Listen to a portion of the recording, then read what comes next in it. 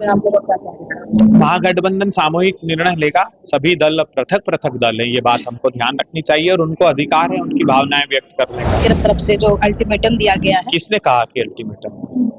हमने कोई अल्टीमेटम नहीं दिया। रोज बात होती, हम लोग रोज 3-4 घंटे बैठते हैं और लगभग सारी प्रक्रिया हमने पूरी कर ली है।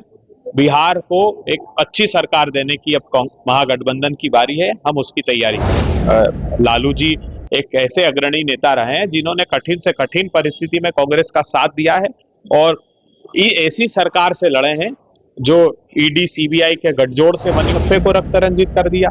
इनका एक मंत्री है जो डिलीट कैलिफोर्निया पब्लिक यूनिवर्सिटी से करके पता ही नहीं कहाँ है वो संस्थान। एक है जो नकली दवाइयों का कन्विक्टेड आरोपी, वो मंत्री बना हुआ है। नमस्कार, मेरा नाम प्रिया मेहता और आप देख रहे हैं मगही न्यूज। अभी हमारे साथ बातचीत करने के लिए कांग्रेस से अभय दुबे जी है, राष्ट्रीय प्रवक्ता। इनसे खास बातचीत करेंगे। सर, कितने सीटों पर चुनाव लड़ेगी कांग्रेस? जल्द ही आपकी जो भावनाएं हैं उसकी कदर करते हैं और जल्द ही हम इस बात की घोषणा करेंगे। सर, मुकेश सहनी भी डिप्टी सीएम को लेकर बात कह रहे हैं, इस पर आपको क्या कहना है? महागठबंधन सामूहिक निर्णय लेगा। सभी दल पृथक पृथक दल हैं, ये बात हमको ध्यान रखनी चाहिए और उनको अधिकार है उनकी भावनाएं व्यक्त करने का। आरजेडी को, मुकेश सहनी जी के पार्टी को, कांग्रेस पार्टी को, सब अपनी अपनी भावनाएं व्यक्त करने के लिए स्वतंत्र है। अल्टीमेटम आप लोगों ने जो तेजस्वी यादव को दिया है, उस पर अब तक क्या प्रतिक्रिया है? हमने क्या अल्टीमेटम दिया? कांग्रेस की तरफ से जो अल्टीमेटम दिया गया है, किसने कहा कि अल्टीमेटम? हमने कोई अल्टीमेटम नहीं दिया। रोज बात होती, हम लोग रोज 3-4 घंटे बैठते हैं और लगभग सारी प्रक्रिया हमने पूरी कर ली है।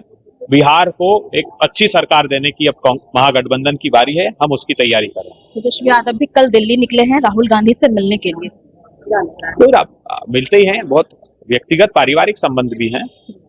लालू जी एक ऐसे अग्रणी नेता रहे हैं जिन्होंने कठिन से कठिन परिस्थिति में कांग्रेस का साथ दिया है और ऐसी सरकार से लड़े हैं जो ईडी सीबीआई के गठजोड़ से बनी हुई है, उसके खिलाफ नहीं झुके तो अब इन लोगों के खिलाफ क्या झुके?